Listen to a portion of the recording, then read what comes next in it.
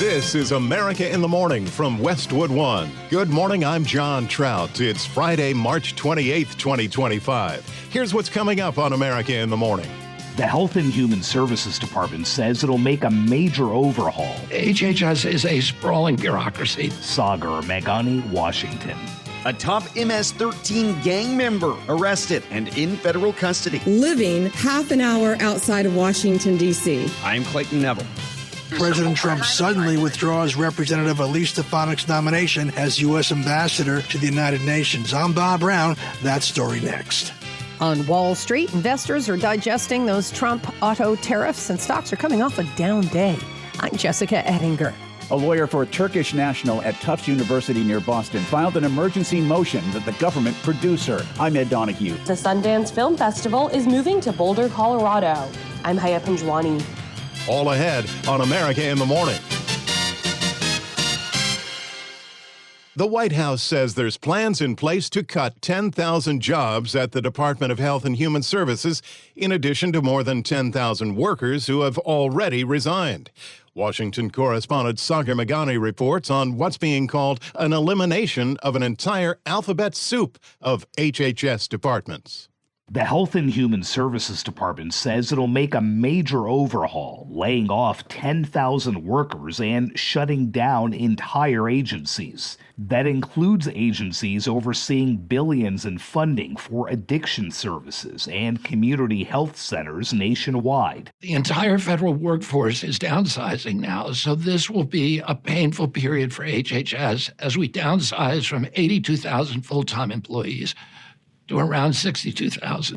HHS is a sprawling bureaucracy. And Secretary Robert F. Kennedy Jr. says it needs to be trimmed. I want to promise you now that we're going to do more with less. No American is going to be left behind. Our key services delivered through Medicare and Medicaid, the FDA and CDC, and other agencies will enter a new era of responsiveness and a new era of effectiveness. In a video message, he acknowledges it will be a painful period. That is about as good for the public health as a cough in your face. Washington Democratic Senator Patty Murray noted the Trump administration's tepid response to a measles outbreak. The American people will not forget it was Trump and RFK Jr. who gutted essential services and put their lives at risk.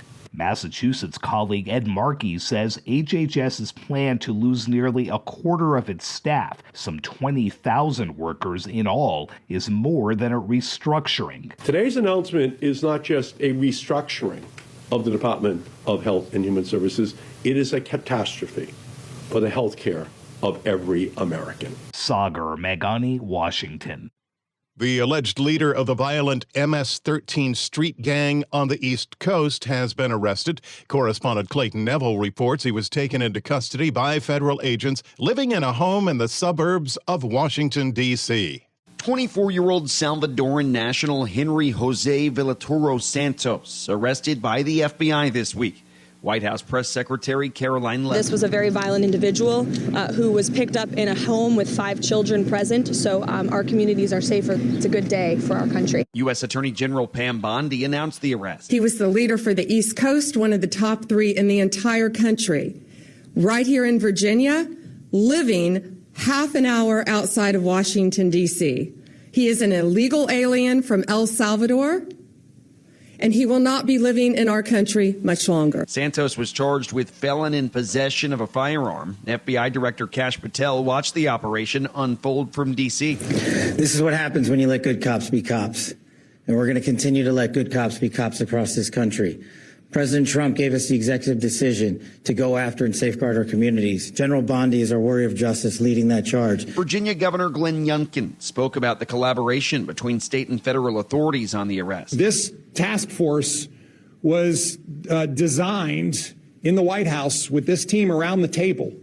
What do we need to do in order to go after the gangs, the cartels, and, of course, the drugs in a community like Northern Virginia, like Fairfax County, that has seen county leadership not pursue the necessary steps in order to fight this crime. The operation, the latest under the Trump administration, targeting top-level members of gangs and drug trafficking rings operating in America.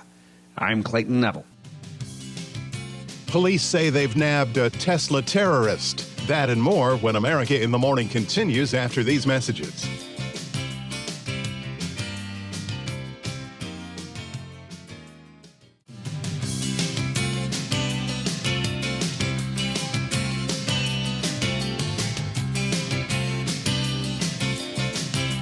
Weather today could cause problems, especially travel concerns for many. This is America in the Morning with the Friday National Forecast. Here's AccuWeather.com meteorologist Matt Benz. There will be travel concerns here across the U.S. dependent on where you are. A line of showers and thunderstorms are expected to impact areas of the southern Great Lakes right away this morning, leading to a slow morning commute for places like Chicago, Indianapolis, as well as southwestern Ohio down through the Cincinnati area. And then the next area of concern will be across portions of Texas, where a large area of low pressure brought over half a foot of rain yesterday across the Rio Grande Valley. This soaking storm will move eastward with time here through this morning and into this afternoon, impacting places like Corpus Christi through Houston with some heavy rainfall that will eventually shift into Louisiana as the day progresses. Not only will there be heavy rainfall, but also gusty winds that could lead to localized damage, as well as a threat for flooding across much of this area. So slow travel is expected here across portions of Texas and into Louisiana here throughout much of the day. The other area of concern will be where we see winter weather, and that will be across the northern tier of the U.S., northern North Dakota through northern Minnesota. This will progress into more of an ice storm as we head into tonight and this weekend. There will also be some rain across much of the western U.S. Rain showers from the Bay Area northward through much of Oregon and western Washington state will continue at times here for the daylight hours. Some showers can also break out east of the Appalachians, especially by the afternoon. And that's the weather across America. In Seattle, a damp day with a couple of showers, high of 53. Feeling more like summer in the Twin Cities with a high of 78, though snow returns to your forecast as soon as tomorrow night and into the day on Sunday.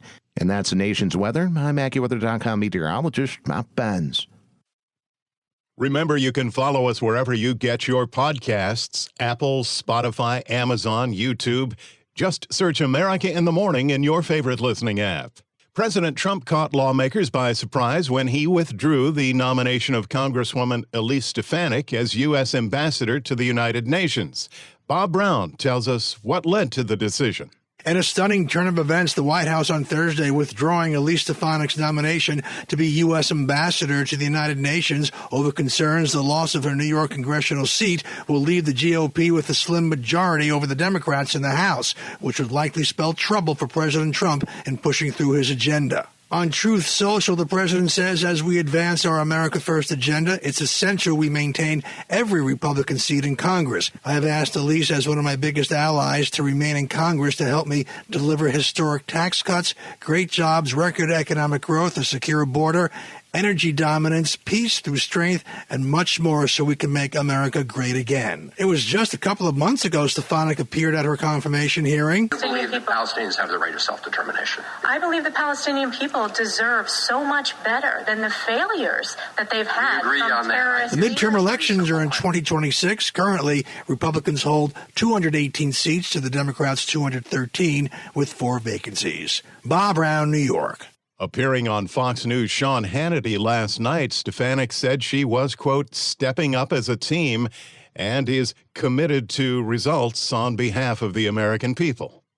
As so-called Tesla takedown protests are being called for tomorrow, Saturday, at over 500 Tesla showrooms, a man accused of setting fire to Tesla vehicles in Las Vegas could now face federal charges. Details from correspondent Donna Warder. Paul Hyon Kim was arrested and faces state charges of arson, possession of an explosive device, and shooting into a vehicle. Security video shows a man dressed in all black and covering his face throw Molotov cocktails and fire several rounds from a weapon into multiple Tesla vehicles on March 18th in Las Vegas, and then paint the word resist on the front of the building. There's been an uptick of violent attacks on property carrying the Tesla logo in the U.S. and overseas since President Donald Trump empowered Tesla's Elon Musk to oversee the new Department of Government Efficiency, DOGE. The FBI says 36-year-old Kim was expected to be taken into federal government custody on Tuesday to face additional charges. I'm Donna Warder.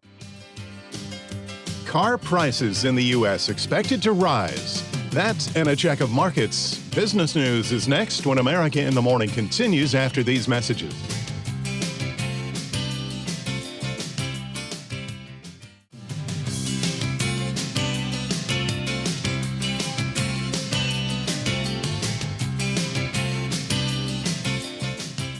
The Business Report is brought to you by Fisher Investments. Fisher Investments has a team of specialists in investing, financial planning, estate planning, and more. Learn more at FisherInvestments.com. With the Friday wrap-up in business, here's CNBC's Jessica Ettinger. Wall Street opens this morning after some losses for the major averages. The Nasdaq down 2%, bigger losses for American car company shares, with President Trump's new 25% tariffs on all cars and light trucks not made in the U.S. U.S. car makers could take years to build manufacturing plants to make parts and assembly plants to put everything together. That could cost billions. Who wins? Ford is probably the least worst impacted.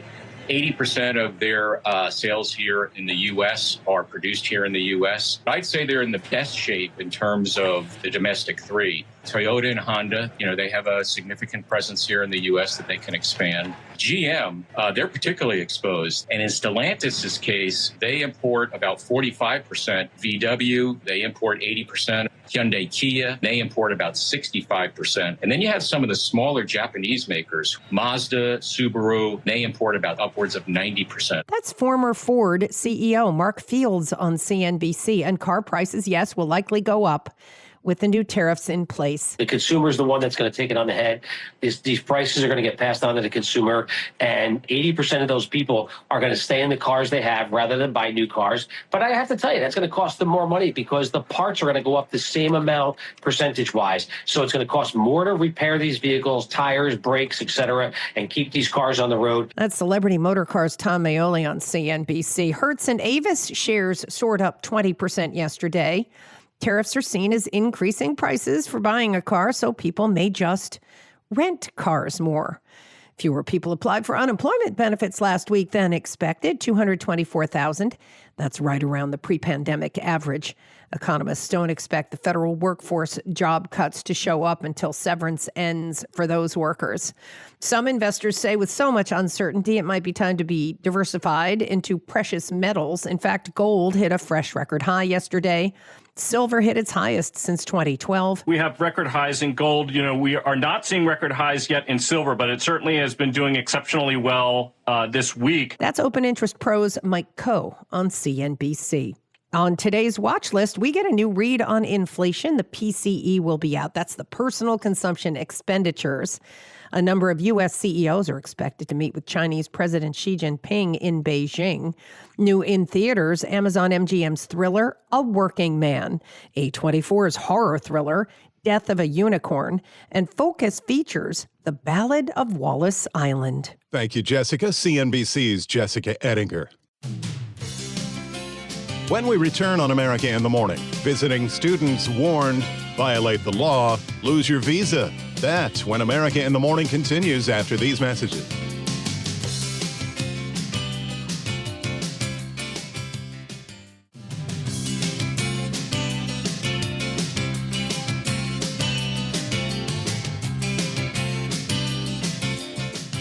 You're with America in the Morning. A student from Turkey is the latest to be caught up in the Trump administration immigration crackdown. As correspondent Ed Donahue reports, the actions come as Secretary of State Marco Rubio is defending the revocation of student visas for those who violate the rule of law. If you apply for a visa to enter the United States and be a student, and you tell us that the reason why you're coming to the United States is not just because you want to write op-eds, but because you want to participate in movements that are involved in doing things like vandalizing universities, harassing students, taking over buildings, creating a ruckus, we're not going to give you a visa. If you lie to us and get a visa and then enter the United States and with that visa participate in that sort of activity, we're going to take away your visa. A lawyer for a Turkish national and doctoral student at Tufts University near Boston, who was detained by the Department of Homeland Security, filed an emergency motion that the government produce her. Immigration and Custom Enforcement says Ramesa Ozturk is being held at a detention center in Louisiana after being taken into custody near her home in Massachusetts. There is video of her being taken away by masked officers. An ICE spokesperson says she engaged in activities in support of Hamas. No details were given. Rayon Bilge is Ozturk's friend. She is an utterly nice soul and a decent person who only wants the good for other people, who's really caring. Neighbor Liam Delaney says the word hypocrisy comes to mind. They say they're targeting criminals, people who are breaking rules, whereas she, as a PhD student, was definitely not that. Ozturk was one of the writers of an op-ed in the Tufts newspaper criticizing the school's response to the war in Gaza. I'm Ed Donahue. There's a big change of address for an iconic film festival. Correspondent Haya Panjwani reports. The Sundance Film Festival is moving to Boulder, Colorado. That keeps Sundance in the mountains, but moves it out of Park City, Utah. Hi. How are you? The ski town had for decades provided the premier independent film gathering, its picturesque, snowy backdrop. Sundance had narrowed down the options to Salt Lake City, Cincinnati, and Boulder. Organizers said that after 40 years in the mountains, the festival had outgrown Park City and didn't have the theaters or affordable housing to continue hosting what had become one of America's most sprawling movie events. I'm Haya Panjwani. America in the Morning for Friday, March 28th, 2025 is produced by Jeff McKay. I'm John Trout. This is Westwood One.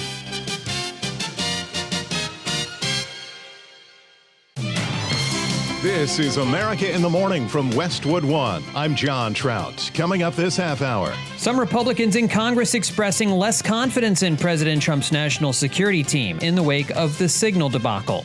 I'm John Stolnis in Washington. Governments and automakers are lashing out over President Trump's auto import tariffs. Sagar Meghani, Washington. Elon Musk and leaders at Doge explain their spending cuts. I'm Clayton Neville. The Department of Education targets California schools. A news organization wants its White House ban lifted. And the VP and Second Lady journey to Greenland. If you can't get enough of Jason Statham kicking butt, you're in for a good time at the movies this week. I'm Kevin Carr. Back after these messages.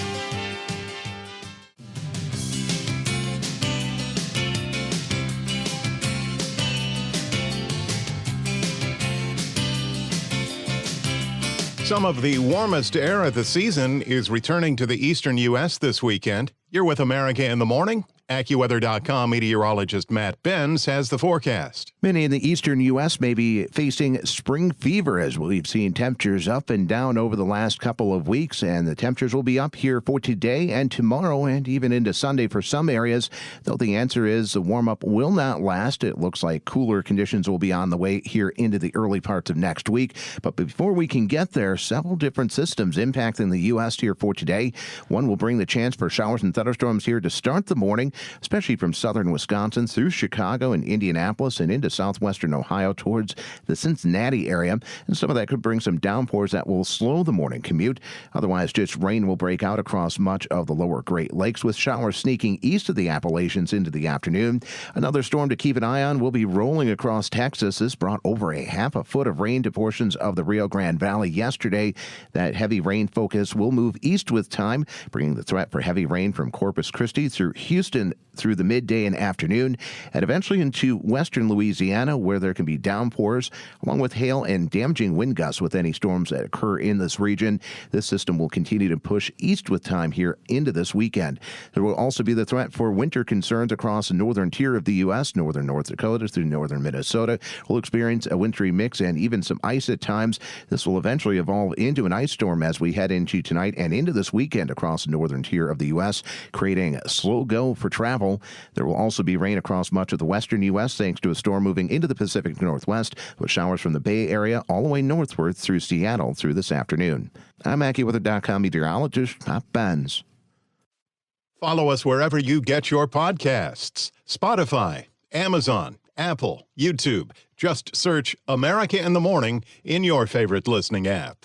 On Capitol Hill, some Republican lawmakers are beginning to speak out against the members of the Trump National Security Team who were involved in the Signal social media chat on attack plans that were inadvertently shared with a reporter. With more on the continuing fallout from D.C., here's our John Stolnis. While no Republicans have stated anyone on the national security team should resign or be fired yet, there is growing acknowledgement by some that what took place was not acceptable. Republican Congressman Don Bacon tells CNN the Trump administration needs to stop trying to explain away what happened. People look at us. Anybody with common sense will see what was set out over Signal. They know what's wrong.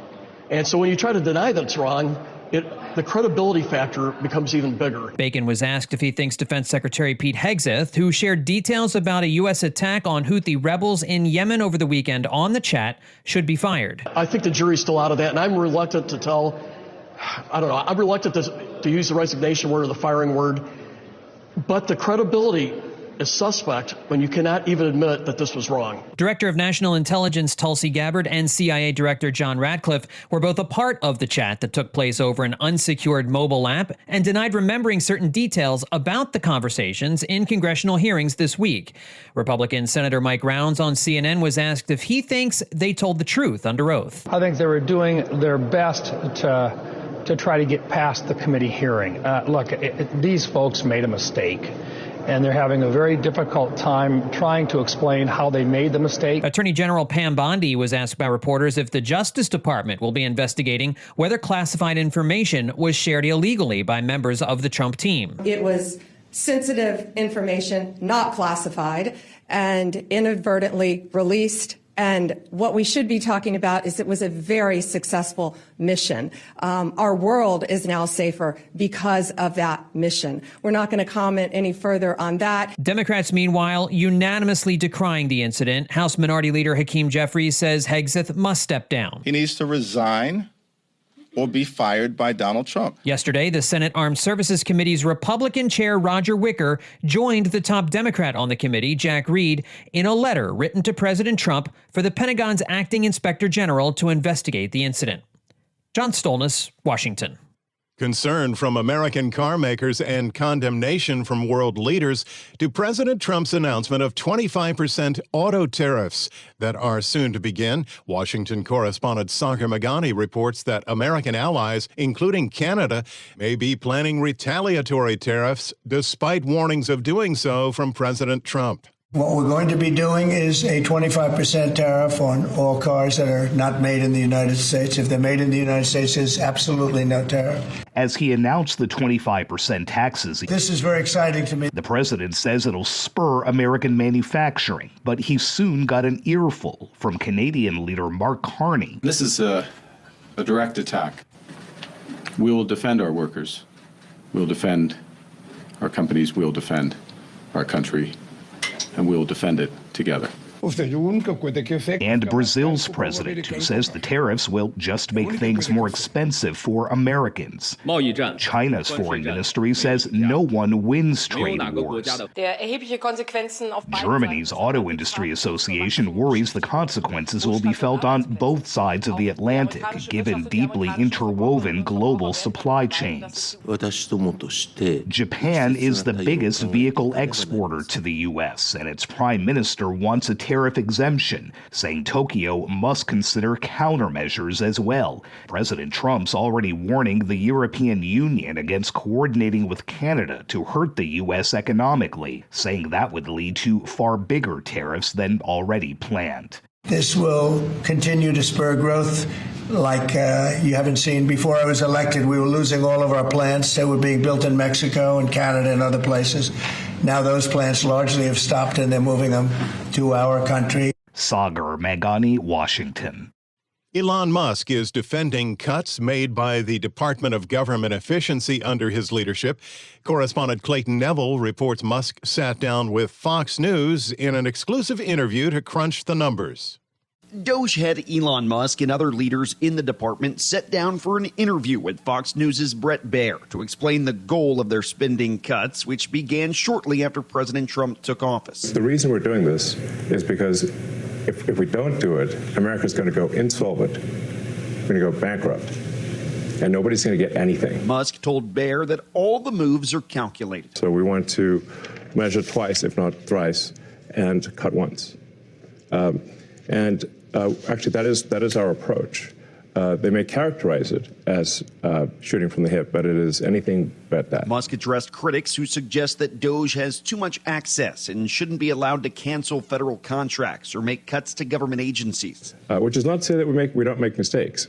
If we were to approach this with the standard of making no mistakes at all, that would be like saying someone in baseball is going to bat 1,000. That's impossible. So when we do make mistakes, we correct them quickly. And we move on. DOJ claims on its website that it saved America $130 billion already, or $807 per taxpayer. The department cutting where it can, which includes credit cards. There are in the federal government around 4.6 million credit cards for around 2.3 to 2.4 million employees.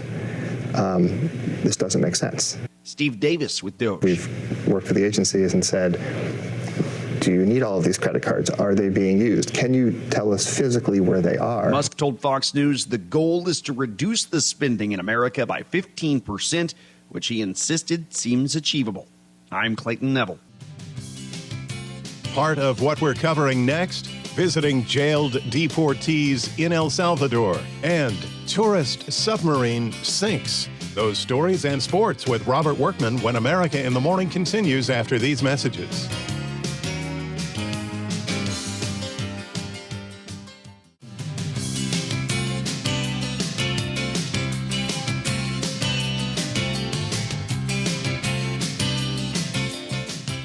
The Department of Education announces it's opening an investigation of the California Department of Education over alleged violations of the Family Educational Rights Privacy Act after a new California law went into effect that bars schools from disclosing a child's gender identity to their parents. Governor Gavin Newsom signed Assembly Bill 1955 into law last year, which prohibits schools, school districts, and county offices of education from adopting or enforcing policies that require employees or contractors to disclose information related to a student's sexual orientation, gender identity, or gender expression without the student's consent unless otherwise mandated by law. Secretary of the Department of Education Linda McMahon separately sent a warning to Newsom to comply with federal law barring transgender athletes from competing in women's sports. Our program continues. Following her visit to a notorious prison in El Salvador housing deportees from the United States, Homeland Security Secretary Kristi Noem went to Colombia for talks. Following the secretary's travels, correspondent Marcela Sanchez. Homeland Security Secretary Kristi Noem met with Colombian Foreign Minister Laura Sarabia to discuss immigration, crime, and partnerships between the countries. Noem says the two talked about policy concerns and public safety issues like human and drug trafficking and ways to bring the two countries together. This visit is part of a tour to 3 Latin American countries, El Salvador, Colombia, and Mexico. Noem also says they signed an agreement that would expand biometric data sharing for law enforcement. We're committed to working hand in hand with our Colombian partners to enhance not only border security, but also that we will support the enforcement of our immigration and our criminal laws. There's been tension between the two countries over Colombia accepting deported migrants flown out by the U.S. During the meeting, Colombian Foreign Minister Sarabia said it's important to recognize the human rights and dignity of migrants. Next, Noem will meet with Colombia's President Gustavo Petro to discuss their efforts against organized crime. She'll conclude her tour by meeting with Mexico's Claudia Sheinbaum. I'm Marcela Sanchez. The Associated Press has returned to a federal court to ask a judge to restore its full access to presidential events. The AP claimed in their lawsuit that the White House retaliated against the news outlet last month for not adhering to President Trump's executive order renaming the Gulf of Mexico as the Gulf of America. Last month, U.S. District Court Judge Trevor McFadden refused the AP's request for an injunction to stop the White House from barring reporters and photographers from events in the Oval Office and Air Force One. The ban on the Associated Press by the White House remains in place. An investigation is underway in Egypt after a submarine used for tourists to see Red Sea coral reefs sank, leaving at least 6 people dead. Correspondent Mike Hempen reports. Officials say 6 people died and 9 were injured when a tourist submarine sank off the Egyptian coast. The submarine was carrying 45 passengers, all of them Russian. Emergency crews rescued 29 people off one of the beaches in the tourist promenade area in the Red Sea resort of Hurghada. The Russian consulate says those who were injured are in stable condition. The submarine was out on a regular tour to view coral reefs when it sank about a half a mile from shore. It's not known what caused it to sink. I'm Mike Hempel. Vice President J.D. Vance is expected to criticize Denmark after his wife, Second Lady Usha Vance, had to change her itinerary and abandon opportunities to take in cultural aspects of her planned Greenland trip. The change comes after both Greenland officials and the Danish government denounced statements made by President Trump, who openly talked about annexing the territory. The Vances will now only visit the U.S. Space Force base in the northern part of Greenland today in what will be just a one-day trip. Well, Down Detector, the website that tracks when major web services go wonky, reported a major outage for the social sites X and Reddit. Here's Chuck Palm with a follow-up in today's Tech Report. Popular blogging site Reddit and Musk's social media site X both reporting major outages yesterday, according to downdetector.com. By 3:40 p.m. yesterday, many of the X users were able to get back online, whereas Reddit was still experiencing issues. Reddit posted later on their status page that a fix had been implemented and they're monitoring the results, and confirmed that downgraded performance had been affecting their website. At the peak of the X outage, over 18,000 incidences were reported, which started around 3 p.m. Down Detector collates the status reports from a number of different sources, including user-submitted reports, but the number of affected users may vary. In crypto news, the Justice Department seized $200,000 that was earmarked for Hamas in cryptocurrency, including an additional $111,000 in other digital assets. Speaking of cryptos, Bitcoin trading flat at $87,400 and Ethereum at $2,005. Find me at chuckpalm.com. Lots of hoops this weekend, and with sports, here's our Robert Workman. Baseball's opening day on Thursday, the Dodgers eluded the Tigers 5-4 to improve to 3-0 after sweeping the Japan series. Shohei Ohtani hit one of 3 Dodger dingers, and Blake Snell got his first win with his new club. Orioles blasted 6 home runs in a 12-2 romp over the Blue Jays. Tyler O'Neill had one of them. If that sounds familiar, O'Neill has now homered on opening day 6 years in a row. Astros turned back the Mets 3-1. Josh Hader fanned Juan Soto with 2 on in the ninth to end it. Giants down the Reds. Wilmer Flores with the go-ahead 3-run shot in the top of the ninth. Wilyer Abreu's ninth inning 3-run blast boosted the Red Sox over the Rangers. Marlins came back to sink the Pirates. Kyle Stowers had the first walk-off RBI of the season. NCAA men's basketball tournament Sweet 16 had blowouts early and nail-biters late. At the West Regional in San Francisco, top seed Florida flattened 4-seed Maryland. Then number 3 Texas Tech rallied from down 16 to get past 10-seed Arkansas in overtime. At the East Regional in Newark, New Jersey, 2-seed Alabama hammered 6-seeded BYU. The Crimson Tide sank 25 three-pointers, a March Madness record. Mark Sears had 10 of those and a game-high 34 points. Once I seen the first 3 fall in, I felt like the basket was like as big as an ocean. You know, every time I shot, I felt like it was going in. In the nightcap, 4-seed Arizona's comeback effort fell short against number 1 Duke. Tonight it's the Midwest Regional in Indianapolis and the South Regional in Atlanta, with the regional finals coming up Saturday and Sunday. That's Friday Sports. Thank you, Robert. When we return on America in the Morning, say hello again to Rose of TV's The Golden Girls after these messages.